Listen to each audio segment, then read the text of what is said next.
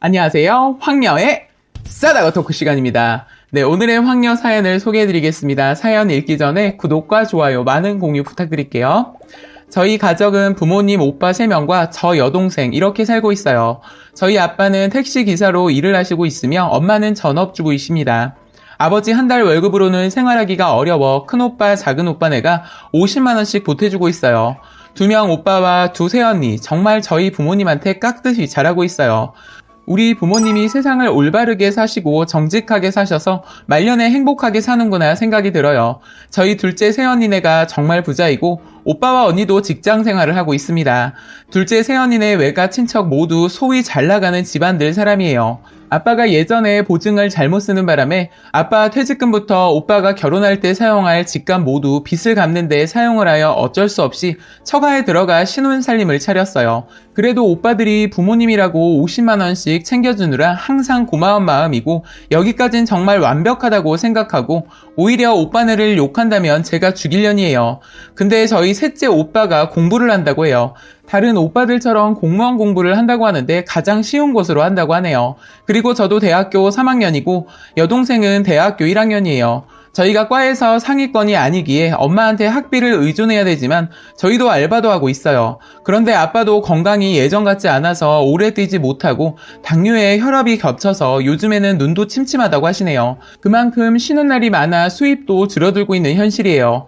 큰오빠네는 아빠 빚과 오빠네 집 대출에 아이 셋을 키우느라 힘들어 보여서 잘 사는 둘째 오빠와 새언니에게 엄마는 전화를 하셔서 셋째 공부 좀 시키면 안 되겠니? 내가 빠듯하구나. 오빠랑 통화 도중 얼굴이 굳어지시고 나중에 펑펑 우시고 전화 끊고 아예 들어 누우셨네요. 엄마 왜 그래? 오빠랑 통화하면서 무슨 일 있었어?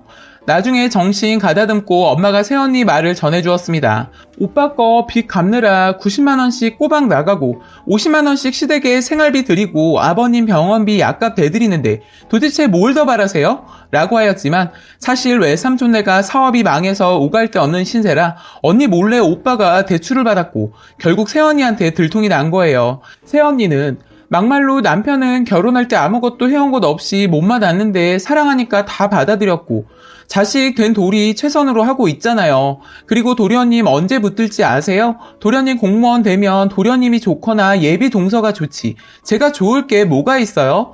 공무원 하기 전에 요즘 시험에 나이 제한 없어지니 짧게 보면 1년, 길게는 2년이니 도련님이 죽어라 돈 벌어 그 돈으로 돈 벌던 시절 생각하면서 공부하라고 하세요.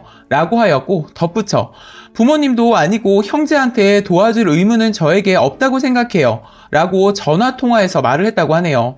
그래서 우리 아빠가 오빠를 불러 둘 다 집에 왔고 아버지가 일 나가지 않고 호통을 치시고 오빠네 내외가 안방에서 나오자마자 둘째 언니가 셋째 오빠한테 말하길 도련님 많이 섭섭해요? 나도 섭섭하네요. 나이가 몇이에요? 27이면 자기 뒤치다거리 할 수 있는 나이 아닌가요? 뻔히 형이 외삼촌한테 받지도 못할 돈 대출해줘서 우리 생활이 어떤 줄 알고 계세요? 가계부 한번 보여줄까요? 그리고 제가 해외여행 간다고 뭐라고 하시는데 우리 친정 엄마나 고모나 작은 아빠가 보내주시는 거예요. 형 월급과 제 월급으로 애 하나 키우면서 국내 여행이나 제대로 할 수 있을 것 같나요? 그리고 형 발령 난 지 1, 2년밖에 지나지 않았어요. 그럼 형 월급이 얼마인 줄 아세요? 그리고 이번에 아버님도 외삼촌 돈 대출 받아들인 거 모르셨던 거 알고 계시죠? 결국 어머님이 일을 이렇게 크게 만들으셨잖아요. 저한테 무리한 부탁만 하지 않았으면 그 사실 묻어줄 수도 있었는데 그리고 집에만 있지 말고 일하세요. 지금은 남은 대학생활 마무리 잘 하시고 기말 끝나면 돈 버시고요. 아버님 몸도 편찮으시다고 하니 그리고 도련님은 편한 거예요. 고학생들이 얼마나 많은지 알고 있어요? 저는 교생 실습 나오는 학생들한테 들어서 알고 있어요. 거실 한가운데서 대놓고 새언니가 말을 하더라고요. 그런데 엄마가 아빠한테 큰소리 듣고 새언니 말을 듣다 못해 외삼촌 대출 받은 거 들킨 것 때문인지 마구 흥분하면서 니년 전연하면서 해외여행 갈 돈으로 셋째 공부 안 시키겠다면서 시동생들은 용돈 10원 하나 안 주면서 여행 쏘다니고 백화점 옷이 입혀지냐며 계속 말을 이어가셨습니다. 그런데 엄마를 말렸지만 이미 엎어진 물이었고 언니 얼굴은 제대로 상기되었네요. 드디어 저희 둘째 언니 하고 싶은 말을 내뱉기 시작했어요. 어머님, 해외여행 가는 건 저희 집 식구 혜택인데 그 혜택 마다할 사람 어디 있겠어요?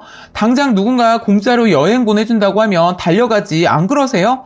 어머니도 누군가 공짜 여행 보내준다면 안 달려가나요? 그리고 친정 엄마가 자식 옷 사주는 게 그렇게 못마땅하시나 봐요. 우리 집 가계부 한번 들춰보세요. 제가 사입고 다니는 건 보세점이나 아울렛인데 그것도 8만 원 안팎이거나 인터넷으로 사고 있어요.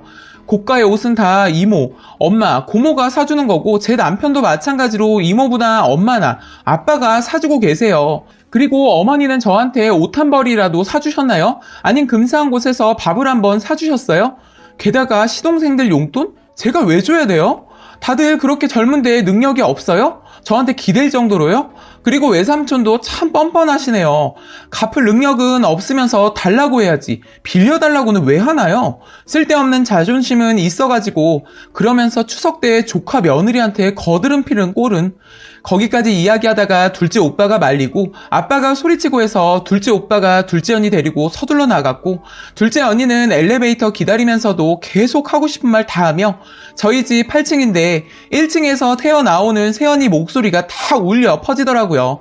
기대가 큰 만큼 실망이 큰 법이라고 하잖아요. 여기에 다 옮길 순 없지만 우리 집 완전 거지 취급하고 그래도 외삼촌인데 능력 운운하고 한심하다는 단어 운운하고 정말 저희 셋째 오빠, 저, 여동생, 부모님은 둘째 오빠네 집에 가고 나서 모두 모여 펑펑 울었어요. 언니가 그동안 너무 고마웠고 큰 새언니보다 사근사근해서 언니가 없는 저로선 언니 하나 생겼다고 기뻐했는데 지금으로선 새언니 입장보단 저희 집 식구들 상처만 보입니다. 그리고 돈이 다는 아니지만 돈이 무섭고 돈이 세상 살면서 전부라는 것을 일깨워주네요. 그게 바로 어제 일인데 둘째 오빠 새언니가 친정에 우리 집에서 있었던 일을 모두 이야기해서 처갓집으로 불려갔고 거기서 엄청 깨졌다고 합니다. 둘째 언니는 더 이상 못 살겠다고 이혼한다고 하고 있고 저희 아빠는 아들 이혼시키느니 사돈한테 가서 사죄하라고 엄마한테 소리치고 저희는 말리고 있는 상황이에요. 집안이 많이 시끄러워졌고 언니도 저희 식구가 싫겠지만 저희도 언니 더 이상 얼굴 보고 싶지 않아요. 라고 사연 올려주셨습니다. 오늘의 베스트 댓글 소개해드리겠습니다. 첫 번째. 원래 이 글의 사건 개요는 둘째 새언니가 올렸어야 옳았고 그 둘째 새언니는 여러 사람들에게 너무 안타깝다. 하루빨리 이혼하고 그 거지 같은 시댁에서 벗어나라고 충고 들어야 마땅할 상황인데 이건 뭐 적반하장도 유분수네요. 실제로 자기의 집안 상황을 말한 거라면 난 쓰니에게 더 이상 할 말이 없네요. 저런 근성을 갖고 있는 사람에게 무엇을 말한다고 한들 제대로 알아듣지도 못하고 개 돼지에게 말하는 것과 같을 것이기 때문입니다. 당연한 거 아닌가요? 새언니는 누구랑 결혼했나요? 둘째 오빠랑 결혼했지 당신의 집안이나 셋째 오빠랑 결혼한 것은 아니잖아요? 왜 셋째 오빠 뒷바라지까지 새언니가 뒤를 봐줘야 되는 상황인 건지 상식적으로 이해가 되지 않네요. 그 잘난 당신네 집안으로 시집 왔다고 당신 집안이 대체 얼마나 잘났길래 뭔 검사 딱지라도 달고 있는 줄 아시는 건지. 잘 내세워봐야 공무원 2명이고 시아버지는 택시기사에 그 외에는 없잖아요. 집안 사람들 아주 거지근성이 심하네요. 그렇게 잘난 당신이 말하는 것처럼 고시생 뒷바라지가 그리 쉬운 일 같으면 님이 직접 알바를 해서라도 뒷바라지 해주셔야죠. 피도 섞인 가족이고 두고두고 나중에 공무원 되면 아주 울거먹을 수 있겠네요. 지금까지 아무 말 없이 생활비 꼬박꼬박 50만원씩 받아왔고 아버지 병원비에 약값, 대출금 80만원, 그리고 지금 신혼이라고 한창 좋을 시기에 신혼집까지 포기했는데 그 부분은 당신 집안이 새언니한테 아주 고마워해야 되고 미안해해야 되는 게 정상 아닌가요? 살림 안 하고 생각 없는 님은 가게 살림에도 그 돈들이 얼마나 큰 부분을 차지하는지 모를 거예요. 이때까지 생활비, 병원비, 약값, 대출금에 보증금까지 이렇게 사연 올려 욕 듣고 싶어서 올린 것인가요? 요새 어느 누가 핏줄이고 가족이라고 해도 내 집까지 포기해가며 보증금부터 갚아주는 사람 있을까요? 이렇게까지 해준 것만 해도 당신 가족들은 새언니한테 엎드려 살아야 돼요. 나중에 당신도 꼭 당신 집안과 비슷한 환경에 시집가서 똑같이 당해봐야 아, 내가 잘못 생각했구나 하실 거예요. 내가 그때 얼마나 개념이 없었는지 깨달을 거예요. 생각할수록 진짜 엄청난 집안이고 아들 가지고 장사할 기세네요. 라고 댓글 소개해드렸습니다. 오늘의 사연과 댓글 여기까지였고요. 많은 공유와 여러분들의 생각이나 느낀 점이 있다면 댓글로 표현해보시기 바랍니다. 무슨 마음으로 글을 썼냐? 미치.